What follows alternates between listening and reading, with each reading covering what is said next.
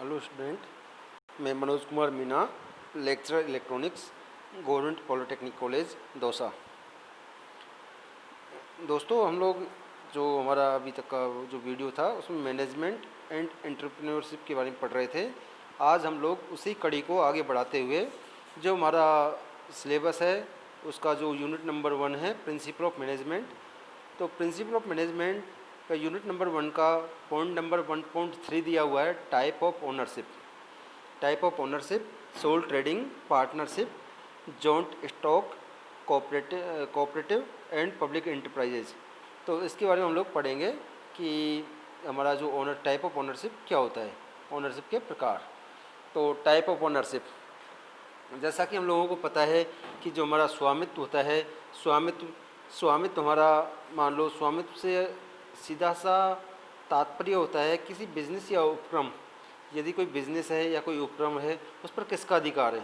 मान लो एक व्यक्ति का अधिकार है तो एकल स्वामित्व है। मान लो 2 या 2 से अधिक व्यक्तियों का अधिकार है उस पर, तो वो अपना क्या है, वो अपना जॉइंट है, अपना जो जॉइंट स्टॉक कंपनी है। ठीक है, तो ये अपने जैसे मान लो एक व्यक्ति ने, मान लो वो एक सबसे इम्पोर्टेंट महत्वपूर्ण टर्मिनोलॉजी होती है इसमें जो कैपिटल, अर्थात इसमें पैसा किसने लगाया है। तो स्वामित्व एक विस्तृत शब्द है, हम लोगों ने समझ लिया है। इसका अर्थ है बिजनेस एंटरप्राइजेज या उपक्रम। जो भी हमारा बिजनेस है या जो हमारा कोई उपक्रम है उस पर, उपक्रम का भी मीनिंग ये है जो कंपनी, जैसे लिखा हुआ है भारत सरकार का उपक्रम है। जैसे मान लो भारत संचार निगम लिमिटेड है तो नीचे रहता है यह है भारत सरकार का उपक्रम है, अर्थात ये भारत सरकार की कंपनी है।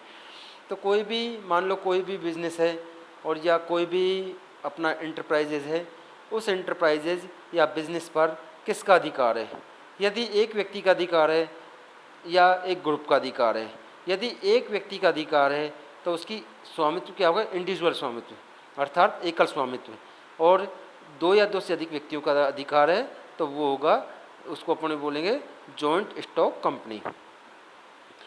तो जो हमारा बिजनेस ऑर्गेनाइजेशन, ये बिजनेस ऑर्गेनाइजेशन या व्यावसायिक संगठन या ओनरशिप ऑर्गेनाइजेशन, स्वामित्व संगठन, business enterprises, type of ownership या ऑर्गेनाइजेशन इन इंडस्ट्री, सभी पर्यायवाची हैं। ये सभी एक दूसरे के पर्यायवाची हैं, सब चीज़ सेम है।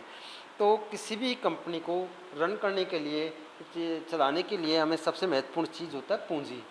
पूंजी को इंग्लिश में बोलते हैं कैपिटल। तो टू स्टार्ट ए बिजनेस, किसी भी बिजनेस को स्टार्ट करने के लिए या enterprises, the most important thing require is capital. सबसे महत्वपूर्ण चीज़ क्या होती है, कैपिटल। अगर कैपिटल एक ही व्यक्ति द्वारा प्रोवाइड किया हो, जो हमारा पूंजी है, मान लो पूंजी को केवल एक ही व्यक्ति लगा रहा है उस पूंजी को, तो वो हमारा होगा उस एकल स्वामित्व। तो ये लिखा हुआ है इसमें, अगर कैपिटल एक ही व्यक्ति द्वारा प्रोवाइड कराई गई हो तो it is known as individual ownership या सिंगल स्वामित्व। If capital is supplied by 2 और मोर पर्सन, यदि हमारा जो कैपिटल है 2 या 2 से अधिक व्यक्तियों के द्वारा जो हमारी पूंजी लगाई हो तो उसको बोलेंगे पार्टनरशिप ऑर्गेनाइजेशन, हमारा साझेदारी संगठन। If capital is provided by many person in form, यदि हमारा क्या होगा, पार्टनरशिप हो जाएगा। और हमारा कैपिटल, हम जो कैपिटल लगाएं, कोई कंपनी बना के लगाएं, if capital is provided by many person in form of share to an institute with a legal entity, हम कोई लीगल एंटिटी बना लें, कोई कंपनी बना के करें, अपने बहुत से लोगों को पैसे लगाएं, तो बोलेंगे जॉइंट स्टॉक कंपनी। तो हमारा यहाँ पे हमारा कैपिटल के आधार पर हमारी 3 चीज़ हो गई, एक हमारा एकल स्वामित्व, दूसरा हमारा पार्टनरशिप, तीसरा हमारा यदि हम लीगल एंटिटी बना के करें तो उसके लिए बोले जॉइंट स्टॉक कंपनी। आप बिजनेस ऑर्गेनाइजेशन या एंटरप्राइजेज के लिए दो चीज़ें हो सकती हैं, 2 तत्व हो सकते हैं। पहला वैधानिक, दूसरा स्वामित्व। वैधानिक से तात्पर्य है स्टेचुअरी और दूसरा है ओनरशिप। तो जो हमारा वैधानिक है, वैधानिक स्वरूप संस्था की मर्यादा को निर्धारित करता है और उसकी कार्यविधि भी निर्धारित करता है। जो वैधानिक स्वरूप है इस संस्थान की मर्यादा को निर्धारित करता है और उसकी वर्किंग स्टाइल को भी निर्धारित करता है। उसका स्वामित्व उसके वैधानिक स्वरूप से ही निर्धारित होता है, कि जो संस्था का स्वामित्व है उसके वैधानिक स्वरूप से निर्धारित होता है। On the basis of ownership, broadly business organization or enterprises classified into two part. One is private enterprises, second is हमारा पब्लिक एंटरप्राइजेस। तो हमारे दो पार्ट हैं एंटरप्राइजेस के, एक प्राइवेट है और दूसरा पब्लिक। दोनों प्रकार के उद्यमों को कई भागों में विभाजित किया जाता है। कई भागों, जैसे टाइप ऑफ ओनरशिप, पहला प्राइवेट एंटरप्राइजेस, दूसरा public enterprises. Type of ownership. अब हम लोग प्राइवेट को दो पार्टों में इसको भी ब्रेक करते हैं, नॉन इनकॉर्पोरेटेड और दूसरा कॉर्पोरेटेड। और हमारा इसका होगा सोल प्रोप्राइटरशिप और इसका होगा साझेदारी। एक अर्थात सोल का मतलब एकल, एकल स्वामित्व या साझेदारी। तो मतलब एक आदमी का कैपिटल लगा हुआ है तो एकल स्वामित्व है, और दो या दो से अधिक व्यक्तियों का यदि पैसा लगा हुआ है तो वो हमारा साझेदारी है। अब हमारा ये तो हुआ गैर निगमित। और मान लो कोऑपरेटेड बना दें हम तो उसमें दो चीज़ बन जाएगा। एक तो हमारा हम लोग जैसे कोई लीगल एंटिटी बना दें, लीगल एंटिटी में एक हमारे बनेगा जॉइंट स्टॉक कंपनी और दूसरा बनेगा कोऑपरेटिव ऑर्गेनाइजेशन या सोसाइटी। अब हम लोग जो है जॉइंट स्टॉक कंपनी है, ये जॉइंट स्टॉक कंपनी ये हमारी, इसको भी हम लोग दो पार्टों में तोड़ सकते हैं, एक प्राइवेट लिमिटेड कंपनी, दूसरा पब्लिक लिमिटेड कंपनी। एक मान लो प्राइवेट हो और या एक कोई पब्लिक हो या सरकारी हो। अब हम लोग जो हमारा ये हमारा निजी हुआ, एक कोई पब्लिक कंपनी जिसमें हम लोग जैसे लोग जनता का शेयर भी कुछ उसमें लगाएं, तो वो जैसे मान लो को शेयर मार्केट में लिस्टेड करवा दें और उसके बाद जनता को भी शेयर दें, तो हमारी सार्वजनिक सीमित कंपनी हो जाएगी वो। एक होती है मान लो कि वो पूरा सरकार के द्वारा स्थापित कंपनी हो, तो उसके लिए वो उसको हम लोग चार पांच पार्टों में तोड़ा है। जैसा एक हो हमारा विभागीय उपक्रम, कोई डिपार्टमेंटल अंडरटेकिंग हो कोई कंपनी, कोई सार्वजनिक कॉरपोरेशन हो, मान लो RSRTC है, ये सार्वजनिक कॉरपोरेशन हो, कोई गवर्नमेंट कंपनी हो, मान लो कोई गवर्नमेंट कंपनी है, जैसे मान लो कोई जैसे JVVNL है, जयपुर विद्युत वितरण निगम लिमिटेड, जैसे जयपुर मेट्रो है, दिल्ली मेट्रो है, ये सरकारी कंपनी हैं। कोई बोर्ड या संगठन, जैसे कोई मान लो कोई बोर्ड है, जैसे हमारा board of technical education Rajasthan है, मान लो कोई गंगानगर शुगर मिल है, तो ये संगठन है। कोई मिक्स, मान लो कोई ऐसा जो सरकार के, जैसे मान लो कोई हमारी कोई ऐसी महारत्ना कंपनी है, नवरत्ना कंपनी है, जिसके कुछ शेयर हमने बेच दिए हों और कुछ शेयर उसके कंपनी के पास हो, कुछ जनता के पास में हो, तो इसमें जो ये मिश्रित निगम है, ये मिक्स्ड कॉरपोरेशन है। अब हम लोग जो ये अलग अलग टर्मोलॉजी पढ़ी हैं, इन टर्मोलॉजी को एक एक टर्मोलॉजी को देखेंगे कि इन टर्मोलॉजी के अंदर क्या क्या है। पहला सोल ट्रेडिंग, कि हमारा जो अकेले जो एकाकी स्वामित्व या एकाकी व्यवसाय क्या होता है। A business owned by a man is called single form of business, अर्थात जिसमें केवल एक ही व्यक्ति जिसमें एक ही व्यक्ति जो ओनरशिप प्रारंभ करता है, चलाता है, तथा जिसके लाभ और हानि उसके द्वारा ही सहन किए जाते हैं। मान लो कोई कंपनी है, एक छोटा सा दुकान है, हमने वो चलाया, हमने लगाया, तो उसमें हमारा स्वामित्व तो हमारे अकेले का है। उसमें जो लॉस और प्रॉफिट होगा तो उसमें हम लोग अकेले ही वहन करेंगे, उसमें चाहे लॉस हो चाहे प्रॉफिट है। तो इसमें अलग अलग हमारे एक विचारक हैं चार्ल्स विलियम, इनके अनुसार है कि एकाकी स्वामित्व वह व्यापार है जो एक व्यक्ति द्वारा ही प्रारंभ किया जाता है, कि एक व्यक्ति प्रारंभ करता है तथा वही व्यक्ति उसके संचालन कर उसके लाभ हानि का पूर्ण उत्तरदायी होता है, कि वो जो भी उसके अंदर लाभ होगा या हानि होगा उसका संपूर्ण उत्तरदायित्व उस अकेले आदमी का होगा। तो ये इसमें इसके कुछ फ़ायदे भी हैं और कुछ इसके नुकसान भी हैं। जैसे एक आदमी होगा तो इसे सबसे पहले इसको अपने आराम से इसको स्टेबलाइज कर सकते हैं, और इसमें जो सिंप्लिसिटी होती है, कोई काम करने के लिए किसी से पूछना नहीं पड़ता, और इसमें गोपनीयता रहती है इसमें। तो ये कुछ फ़ायदे हैं, कुछ नुकसान भी हैं, क्योंकि एक व्यक्ति के पास में बहुत सारी संपत्ति नहीं होती, तो उसमें बहुत ज़्यादा उसमें वो अपनी जो फैक्ट्री को बहुत ज़्यादा मॉडर्न नहीं बना सकता, और उसमें उसको बहुत ज़्यादा उसके पास दायित्व होते हैं ऐसा।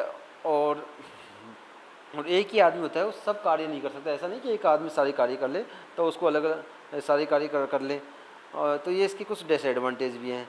तो अब हम लोग इसके एडवांटेज डिसएडवांटेज को पढ़ते हैं। तो अब इसका जो एकल स्वामित्व है, इसका कंक्लूजन क्या निकलेगा, इसका निष्कर्ष, पूंजी उसी व्यक्ति को लगानी पड़ती है जो व्यापार शुरू करता है। उसके संगठन का प्रबंधन या पूर्ण दायित्व उसी व्यक्ति का होता है, जो इस संगठन का प्रबंधन करेगा, और सारी की सारी रेस्पॉन्सिबिलिटी उसी व्यक्ति की होती है तथा उसे वह अपनी रुचि के अनुसार कर सकता है। एग्जाम्पल, कोई प्रिंटिंग प्रेस है, कोई मान लो कोई आपकी कोई दुकान है, कोई वुड वर्किंग प्लांट है, कोई छोटा मोटा इंडस्ट्री है। अब देखें इसके कुछ फ़ायदे हैं। जो सिंगल ओनरशिप है इसके कुछ फ़ायदे भी हैं, ऐसा ही नहीं नुकसान है, कुछ फ़ायदे भी हैं इसके, और फ़ायदों के साथ साथ कुछ इससे नुकसान भी हैं। तो हमें डिपेंड करेगा कि हमें किस टाइप की इंडस्ट्री लगा रहे हैं। तो हमें एकल स्वामित्व रखना है या साझेदार रखने हैं या जॉइंट स्टॉक कंपनी बनानी है, तो ये डिपेंड करता है कि हमारी इंडस्ट्री कैसी है और हमारी स्थिति कैसी है। ये दोनों चीज़ों के ऊपर डिपेंड करता है। तो इसके एडवांटेज हैं, इजी टू स्टेबलाइज, कि जो सिंगल ओनरशिप वाला है इसको इजीली हम लोग बना सकते हैं। इसमें कोई हम लोगों को मान लो कोई बहुत जो विधि विशेषज्ञों की ज़रूरत नहीं पड़ेगी, और इसमें सिंप्लिसिटी ऑफ ऑर्गेनाइजेशन, जो मेरा संगठन होगा वो सिंपल होगा, और एक ही व्यक्ति स्वामी होता है, अतः व्यापार की उन्नति के लिए हमेशा जो प्रयासरत होता है। इसमें एक ही व्यक्ति, जो मान लो एक ही व्यक्ति है, उसी को फ़ायदा होगा और उसी को नुकसान होगा। तो अपने बिजनेस में लगातार, कि हमारे बिजनेस की उत्तरोत्तर लगातार वृद्धि हो, उसके लिए वो प्रयास करता है। अगला है इसका, व्यापारी को किसी कार्य को करने की परमिशन नहीं लेनी पड़ती। अब इसको अकेला ही स्वामी है तो उसको वो किसी कार्य को करने के लिए उसको किसी परमिशन लेनी पड़ती है। तो कई बार वो जो मार्केट के बहुत सारे अवसर होते हैं उनका भी वो लाभ उठा लेता है, इसलिए वह व्यापारिक अवसरों का लाभ उठाकर लाभप्रद व्यापार करने में सफल हो जाते हैं। अगला पॉइंट है फिफ्थ, एक व्यक्ति होने के कारण व्यवसाय में गोपनीयता बनाए रखना संभव है। कि हमारा मान लो किसी व्यवसाय में आपको गोपनीयता रखनी है, तो उसमें एक व्यक्ति है तो गोपनीयता जो उसको कॉन्फिडेंशियल है उन बातों को रख सकता है। Ownership is free to make all decision, वो एक व्यक्ति है तो सारे के सारे डिसीजन वो खुद से ले सकता है। The expenses is starting the business are minimal, लेकिन इसमें जो वो कम से कम खर्चा करेगा, ऐसे नहीं बहुत ज़्यादा, तो उसमें वो कम से कम खर्चे में अच्छे से अच्छा काम कर जाने की कोशिश करेगा। तो ये इसके फ़ायदे हैं। This type of ownership is simple, easy to operate and extremely flexible, जो इस टाइप की ओनरशिप बहुत ज़्यादा सिंपल होती है, या उसको आसानी से ऑपरेट किया जा सकता है, और बहुत ज़्यादा लचीला होती है। There is great deal of personal motivation incentive to succeed, इसमें पर्सनल आदमी का खुद का हित जुड़ा रहता है, तो उसमें उसको अंदर से एक मोटिवेशन आता है कि मेरे को ज़्यादा से ज़्यादा लाभ कमाना है।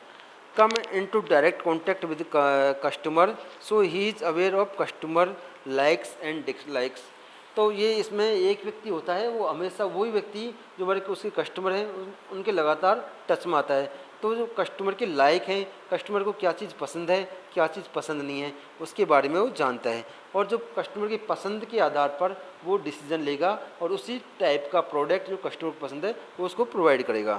It is easy to maintain cordial relation with worker as there is direct contact between both, तो इसमें जो ओनर है और जो वर्कर हैं उनके बीच में डायरेक्ट कॉन्टैक्ट होता है, तो उनके साथ में एक भाई अच्छे से वो अच्छा संबंध बना सकता है। तो इसकी ऐसा ही नहीं है कि इसमें केवल फ़ायदे ही फ़ायदे हैं, इसमें कुछ हानियाँ भी हैं कि इसमें जो कैपिटल होता है वो लिमिटेड होता है। लिमिटेड कैपिटल होने के कारण वो आधुनिक फैक्ट्री लगाना संभव नहीं होता। तो इसमें बहुत लिमिटेड है, तो बहुत ज़्यादा नहीं कि उसको बहुत ज़्यादा मॉडर्न या बहुत ज़्यादा हाईटेक बना दें, कि उसमें खर्चा आता है, तो वो आदमी के पास इतना रिसोर्सेज नहीं होता तो कि वो बहुत ज़्यादा पैसा लगा देगा। अगला पॉइंट है अनलिमिटेड लाइबिलिटी, तो इसके अंतर्गत सारी के सारे दायित्व वो अकेला मालिक है, ओनरशिप अकेली की है, तो सारे के सारे दायित्व भी उसी के हैं। मालिक सभी टेक्निकों, एक ही आदमी सभी टेक्निकों में दक्ष नहीं हो सकता है। ऐसा नहीं कि सारे काम वही कर ले, अकाउंटिंग का वही करे, ऑपरेशन का वही करे, फाइनेंस का वही करे, एक आदमी सारे कार्य में दक्ष नहीं हो सकता। Expansion of business is limited, उसका जो बिजनेस का विस्तार है वो भी लिमिटेड होगा। ऑनरशिप की जो इनकेपेबिलिटी के कारण बिजनेस को हानि होने पर उसे बंद करना पड़ेगा। मान लो कोई उसकी एक क्षमता है और उसके कारण बिजनेस में हानि हो गई, तो बिजनेस को उसको बंद करना पड़ेगा। मान लो मालिक की डेथ हो जाए अथवा कार्य करने में असमर्थ होने पर ज़रूरी नहीं है कि उसके उत्तराधिकारी भी उसी योग्यता के से व्यापार चला सकते हैं। इसलिए व्यापार बिगड़ सकता है या समाप्त हो सकता है। मान लो कोई आदमी दक्ष है, अच्छे से अपना बिजनेस कर रहा है, लेकिन उसकी बीच में उसकी मृत्यु हो जाती है या उसकी कोई तबीयत खराब हो जाती है, तो उसके ऐसा नहीं कि उसके उत्तराधिकारी जो उसके जो आगे वाले हैं वो उसी दक्षता के साथ उस कार्य को संपादित करें, तो ये भी इसके अंतर्गत हानि होती है। The business may not be successful if the owner has limited money. तो लिमिटेड मनी लेक एबिलिटी, उसमें एबिलिटी की कमी हो, necessary expenses to run the business. ऐसा नहीं कि जो बिजनेस को सक्सेस ढंग से चलाने के लिए उसमें मनी की कमी हो और जो उसमें दक्षता की कमी हो और उसमें जो खर्चे की कमी हो, तो उससे बिजनेस चलाना थोड़ा सा संभव नहीं होता ठीक से। There is limited opportunity for employee as regard monetary reward like profit sharing को बिजनेसेज। तो ये बहुत ज़्यादा कम ऑप्शन होता है कि भाई एक बिजनेस उसमें प्रॉफिट, मान लो एक आदमी कर रहा है, लिमिटेड सा बिजनेस है, तो उसमें प्रॉफिट बहुत कम होगा, तो प्रॉफिट कम होगा तो उसमें थोड़ा सा एक कम संभावना बनती है कि वो प्रॉफिट को अपने जो जो सबॉर्डिनेट है उसको शेयर करे, प्रॉफिट शेयर करे, उनको कुछ बोनस दे। If the business fail creditor can take the personal property as well. मान लो बिजनेस फेल हो जाता है तो वो जो उसकी पर्सनल प्रॉपर्टी है उसको भी, जिसने उसको उधार दिया वो उसको भी ऑक्यूपाई कर लेगा as business property of the single owner to settle their claim. This means single ownership involve unlimited liability for debt in losses. तो इसलिए जो हमारा सिंगल ओनरशिप है उसकी बहुत सारी कुछ उसके जो अनलिमिटेड दायित्व होते हैं। तो आज हम लोग हमारी जो क्लास है इसको यहीं ख़त्म करते हैं। धन्यवाद।